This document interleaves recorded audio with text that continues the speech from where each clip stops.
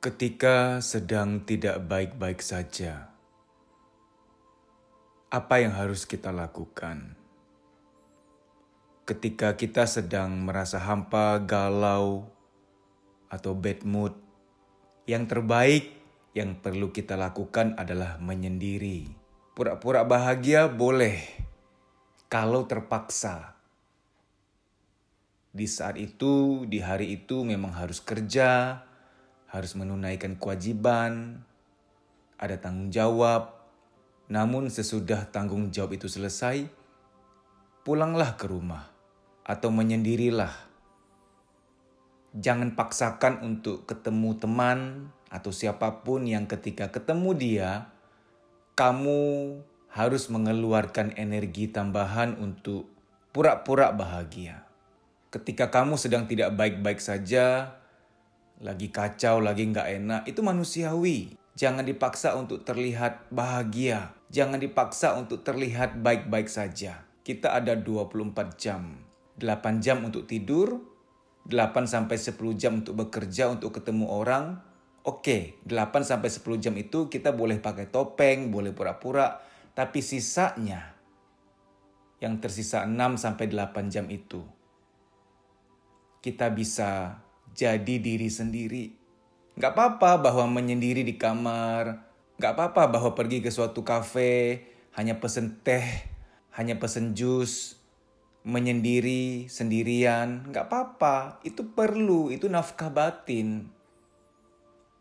Se-extrovert-extrovertnya kamu yang suka ngumpul, suka rame, kamu tetap butuh me time.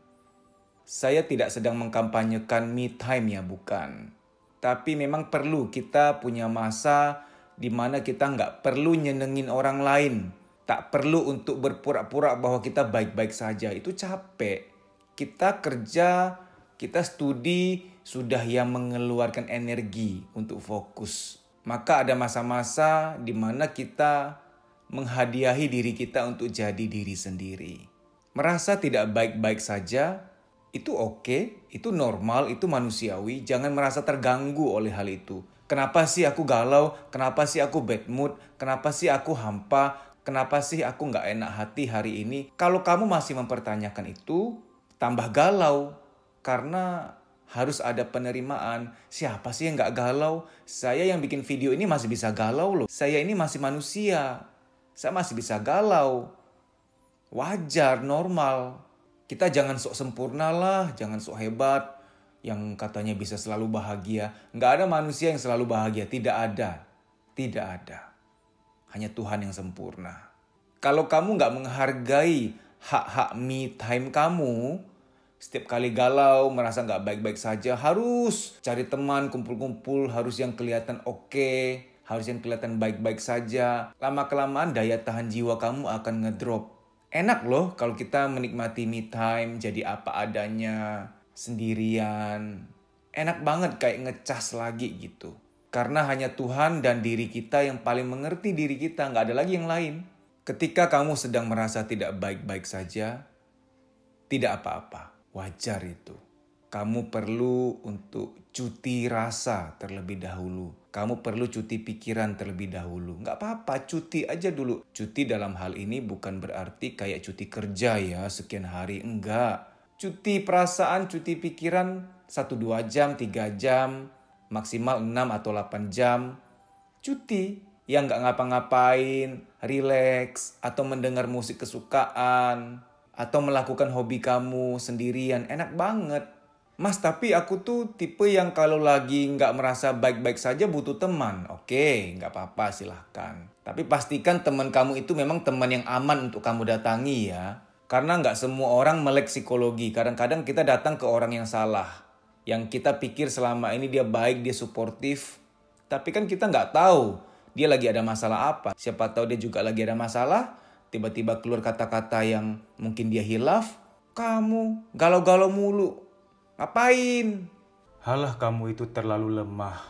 Kamu sih yang salah. Kamu sih yang gak bener. Dan lain-lain sebagainya.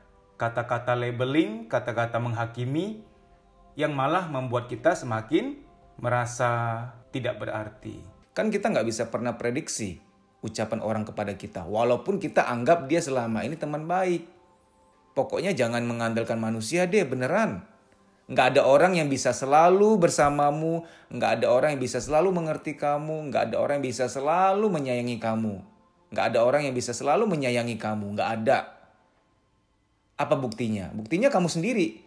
Sebaik-baiknya kamu, sesayang-sayangnya kamu sama orang lain, sama keluarga, akan ada titik kamu sendiri nggak bisa menyayangi mereka. Karena kamu berada pada titik sedang hampa. Kalau kita sedang hampa, apa yang kita bisa berikan? Kita kan bisa memberikan apa yang ada pada diri kita. Kalau lagi nggak ada, apa yang mau kita kasih? Contoh, kalau kita punya uang, kita bisa memberikan uang itu. Kita ada. Kalau kita lagi nggak bahagia, gimana kita bisa memberikan? Mas, tapi ada tuh orang-orang yang nggak bahagia, tapi bisa membahagiakan orang lain. Oke, kelihatannya memberi kebahagiaan. Tapi kalau kamu peka, itu kosong. Kita bisa rasa gitu. Tapi terlihat beliau ingin membahagiakan. Bukan berarti saya ngajarin kamu untuk sujon, untuk menjudge orang bahwa orang yang tidak bahagia bisa membahagiakan orang lain itu palsu. Bukan.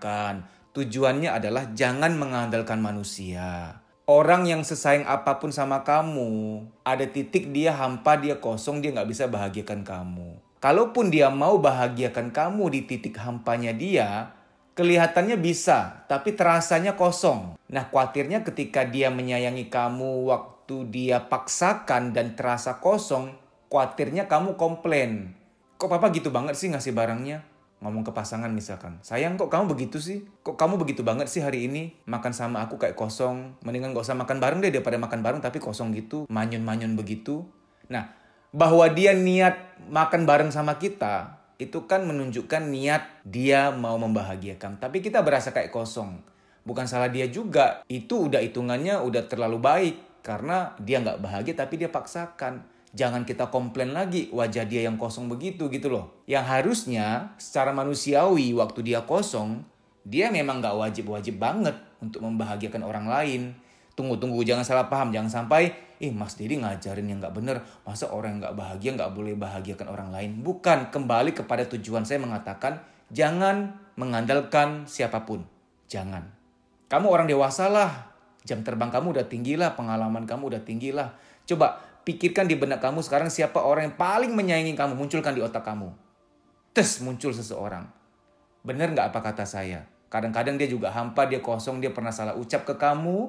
Dia pernah salah perbuatan ke kamu, pernah gak? Pasti pernah, pasti. Karena manusia tempatnya kekurangan, gak ada yang sempurna. Terkadang waktu kita hampa, orang yang paling tidak pantas kita sakiti pun kita sakiti. Tapi itu bukan diri kita, itu kayak diri hampa kita, itu kayak diri hilafnya kita gitu.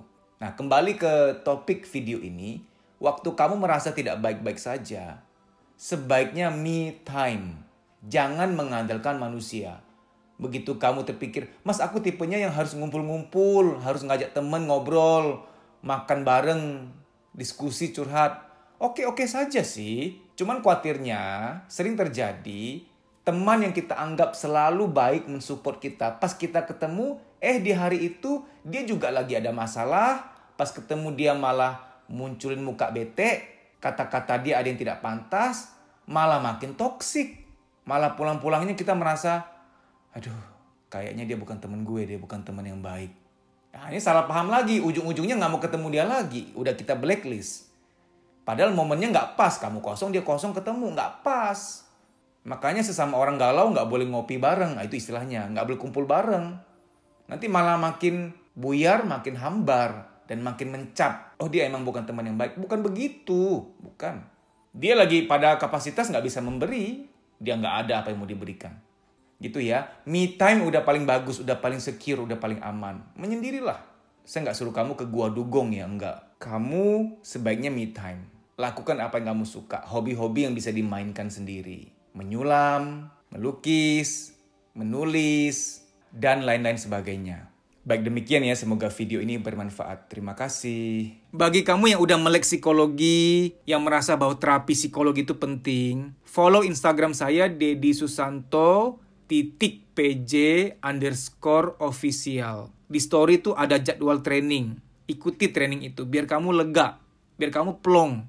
Namun ketika kamu lihat jadwal training, ternyata kamu berada di kota yang nggak ada di jadwal, kamu bisa ikut program training pribadi dengan saya, nanti via telepon. Nah, cara daftarnya gimana? Kamu harus DM ke Instagram Kuliah Psikologi. Ini ada di layar, kamu tinggal DM ke sana, nanti akan diberitahu prosedurnya untuk training pribadi via telepon. Kamu di terapi sekarang, kamulah yang merasakan manfaatnya. Lebih lega, kerja, kuliah juga lebih enak, badan lebih sehat, tidur lebih nyenyak, kreativitas muncul, produktif lagi. Manfaatnya berkali-kali lipat. Sampai jumpa, dimudahkanlah bahagiamu, dilancarkan urusanmu.